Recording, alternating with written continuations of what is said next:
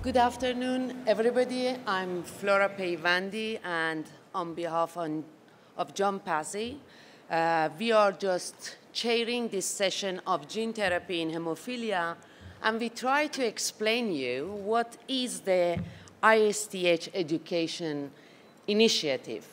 Actually, this is something we want, as you know, is the first time is happening in ISTH, and we want to share with you where we are standing, why this is happening, where we are going, and how this could change in the future. And every comment from your side, it would be very much appreciated.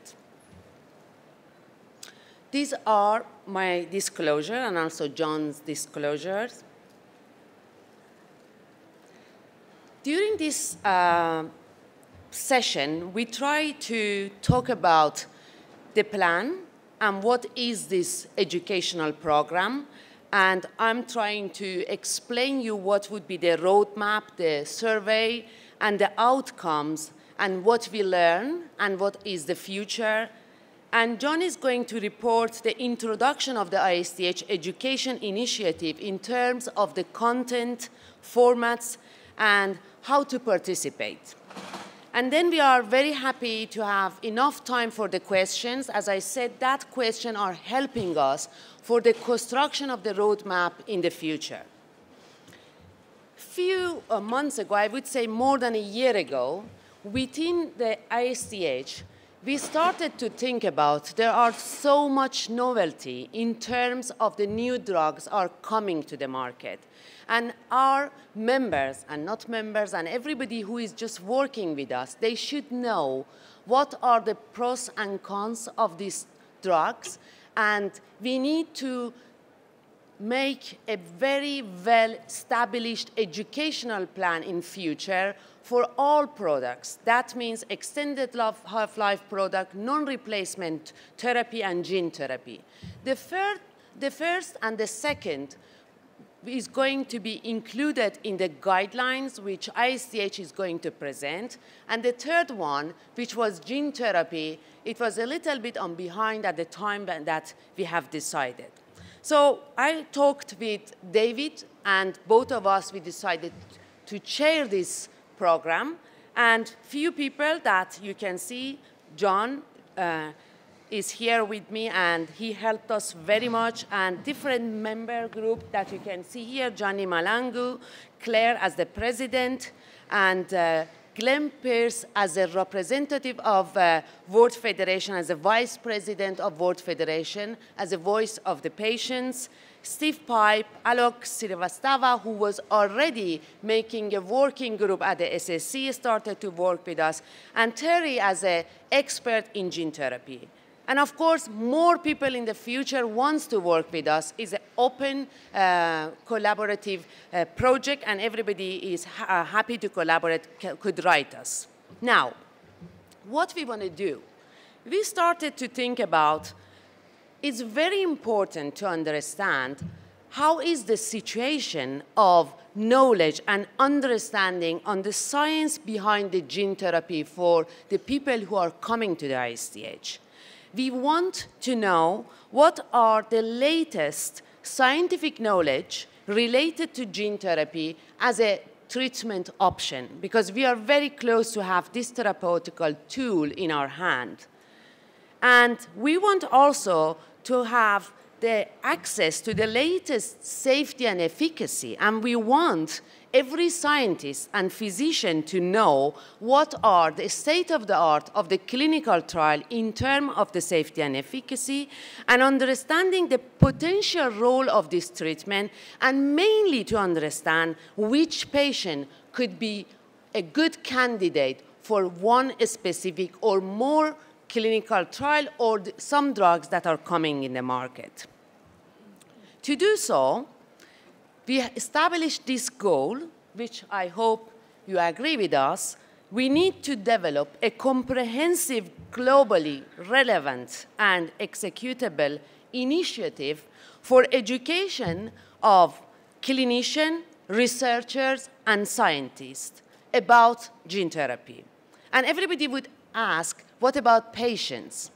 As you know, also World Federation of Hemophilia is making a great job in terms of the educational plan, and we thought we have to distinguish the work. We need to take care of the science. We need to understand the safety and efficacy of what is happening. Once that has been established, World Federation could use easily that amount of information, bring it to the patient with the language that should be used for the patients. Now, the question are, to achieve that goal, we need to know who will be the primary and the secondary audiences, because that is changing your plan of education. We need to know, once these people go through to this education program, what they learn and how they have to feel that really they learn what was planned for them. And what are the specific topics, concept, and the theme that should be included in this education program? And what are the tactics for educational format and that they are most appropriate? And how might this change depending on geography and practice setting? If I'm living in a low-resource country, or if I'm living in a well-established and high-resource country, would I have to think in a similar way? Should I choose the similar type of clinical trial, or even the selection of the drug, and how I have to talk with my patient, how I have to explain for them? And depends on how is the educational knowledge of my patient in the different region. And that are all work that we need to think about. And what are the best way to make the delivery and promoting this education? So once we have produced that, how are we going to make the distribution and the dissemination of that? And we do need to have the key points that what we want to do, we achieve the goal. So we have started with a group that I mentioned to you to look for a questionnaire.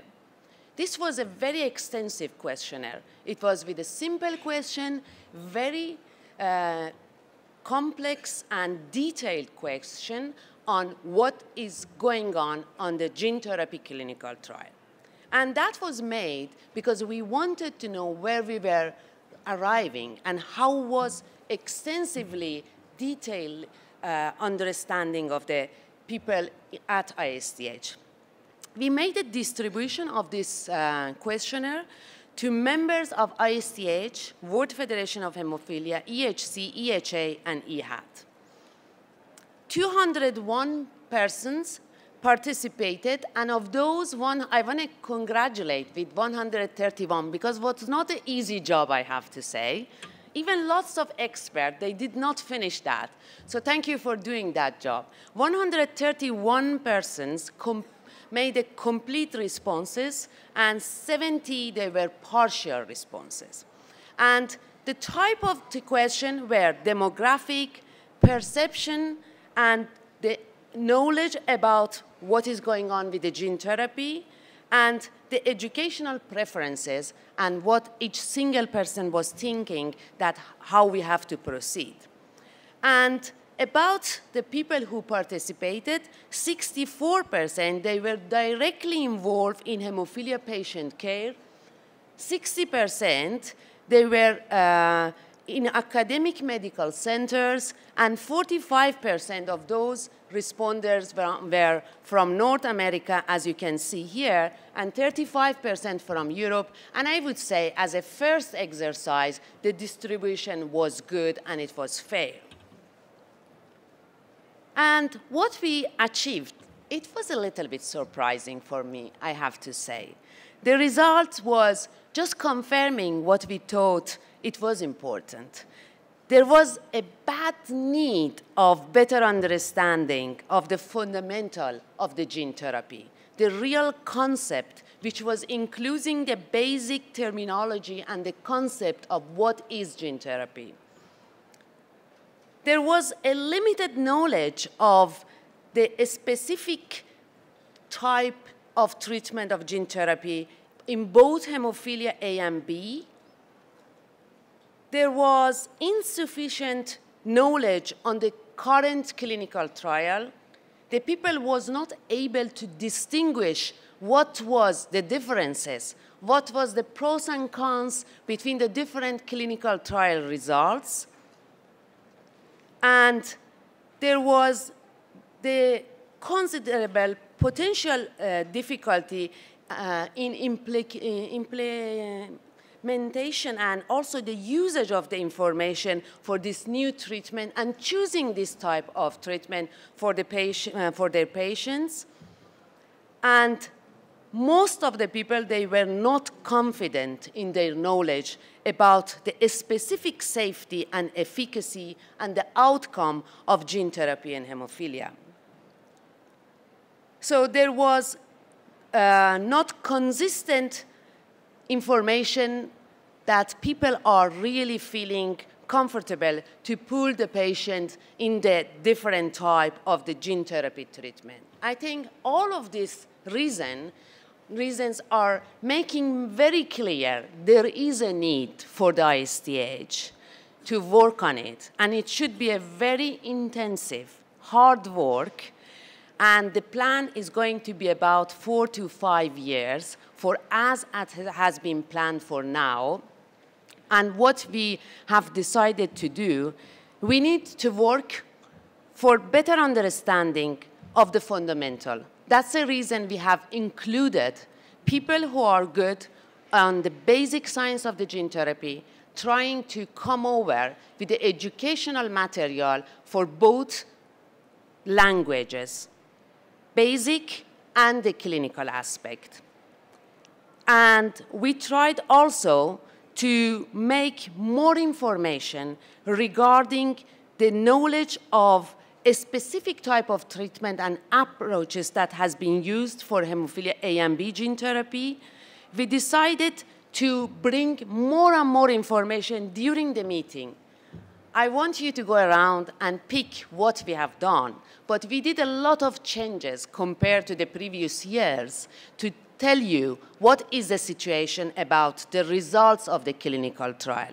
You can find different people who are filming, and there are videos, and the experts, they are talking to you. They are just explaining you what is their feeling about the result that has been achieved. Because I believe most of the people goes to this gene therapy trial session and they say, okay, this is 3 months, 6 months, 3 years, but the results are all similar. And they are not able to make the distinction of really where we are. Is there any issue with the safety? Is there any issue with the efficacy? Do I have to feel confident we are there with the gene therapy of hemophilia A and B? And that kind of information, you should pick them during the meeting. And also, we try to make that kind of information available in a way that when you go back to understand if there are any patients in your center that could benefit and how you are going to distinguish those patients. So in other words, what we are going to do in the next years is a roadmap which is an educational multi-phase project, and the capacity building will be done like this in order to prepare you to answer most of the questions that you can see.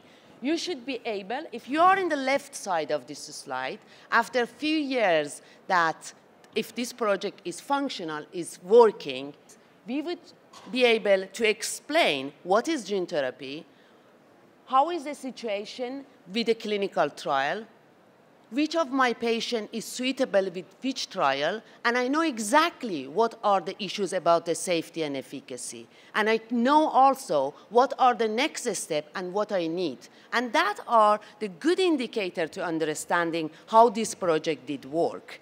And this information would be done through the gene therapy .isth.org. I think if you go to this website, you can follow us. It's a very kinetic type of site, and we can show you where we are standing and how things are moving. And we will use interactive webinars, the Congress highlights, which I explained you before, The expert interview, you have to listen to them, you have to distinguish them, you have to look on their conflicts to see what they are saying, and each of them, what is the impression that they have. You have to be able to make really the distinction between what is the situation for the safety and efficacy. We use the podcasts on emerging therapy. We make the clinical resources and the recent literature about gene therapy. We make also all news. Everything happening, we can just try to bring on this website. Our target audience, as I explained, they are at this stage healthcare providers, scientists, care team members like nurses, and hemophilia treatment centers with the multidisciplinary group that they are working. At this point, as I said, patients are not immediately directly our target, but they are sitting in a room with us, and we try to use the scientific language easy for them through the patients' organization, World Federation, EHC, or any other organizations.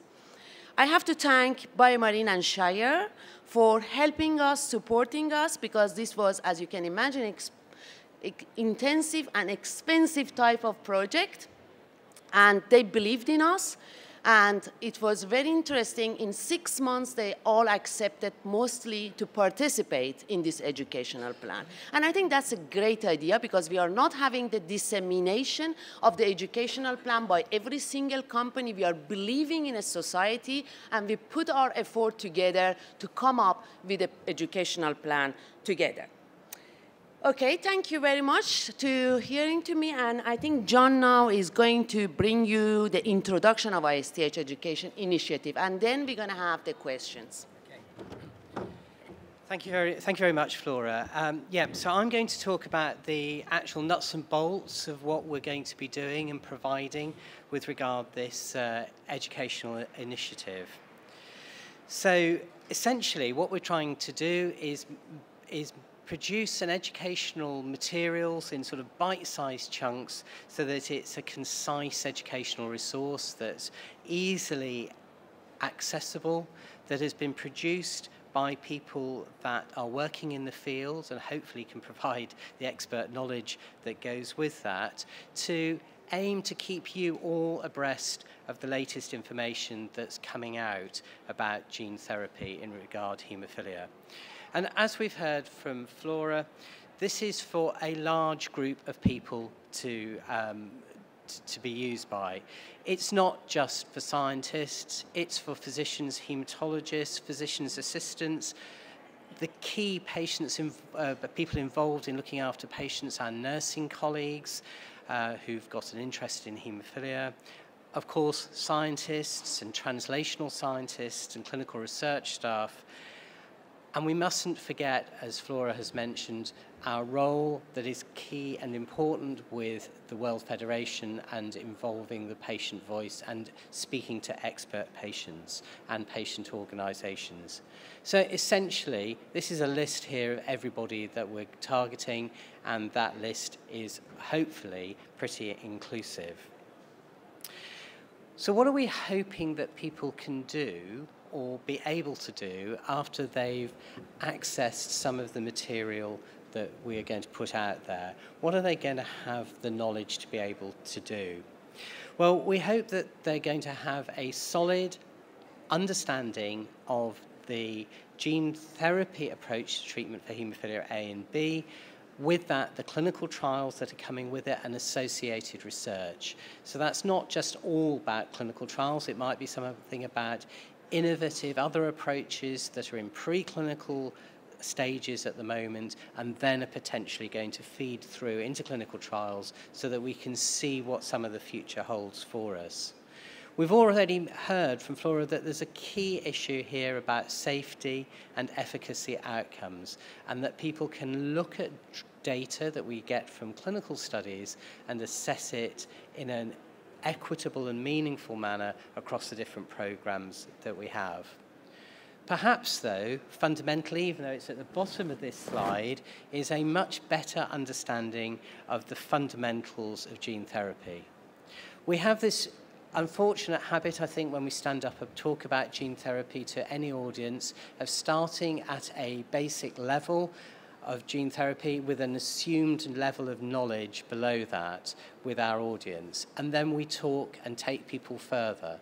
What we want to be able to do is ensure that we are not making assumptions about where that basic level of knowledge is. So hopefully this educational initiative will provide all that foundational knowledge so that everybody comes into the field, into listening about what we're talking about from a base level that we can all assume. Ultimately, what do we want to do though? What does this program look to do? It looks to allow us to be able to identify patients who are going to be able to benefit from gene therapy, and to be able to look at those gene therapy options that we have in front of us and look at the implications that they carry for our patients. So, we've already heard about the website here, genetherapy.isth.org, which is essentially the place that everything is going to be. So this is your homepage, I hope, for gene therapy education and this initiative. You can get this data not just on a computer, we can access it from tablets, phones, whatever, so that we can engage on the move wherever you are and you're not tied to a desk. And we're going to provide it in a variety of educational formats. So it's not just all going to be one rather dull or mundane approach. We're hopefully going to be able to provide interactive issues, accessible data, and easily referenceable material at the same time. So when you want to go back, you can actually find the key resources that you need. So one of the things that we're going to be doing is providing Congress highlights and expert interviews. So there will be highlights from this meeting that will be recorded and presented, and naturally we will go forward to forthcoming meetings where key gene therapy data is likely and will be presented, such as ASH, of course, ASCGT, the American Society of Gene and Cell Therapy, European Association for Hemophilia and Allied Disorders, WFH, ISTH, of course, again, the European Society for Gene and Cell Therapy, to name but a few meetings. So we will keep abreast of the information that comes through and try and provide it in a digestible format. The idea here is that if you can't get to a session, because with all the parallel sessions you'll want to go and see something else, you can come back, find the information and find it in a readily digestible format. We are going to have some interactive modules on the website. Getting to know gene therapy, terminology and concepts will be the first one, and then setting things in context, replacement therapy and gene therapy, and the history of treatment and how we've evolved to where we are. We've listed on here additional modules that we will be putting up there in due course, approaches to gene therapy, viral mechanisms and particular technological issues, and other strategies and targets that we're going to have. So aside from that, we will be developing podcasts, which we hope that we will be able to put out toward the latter part of the year. Gene therapy is a rapidly moving field, and there's lots of information that comes through from a whole variety of sources, not just academic meetings, scientific meetings, but other sources through media and also through the web. And we hope that we're going to be able to scan that for you and pull it together so that you will be able to access these news feeds and resources through our website, so that you will be able to be kept up to date on all the other information sources as they're coming through.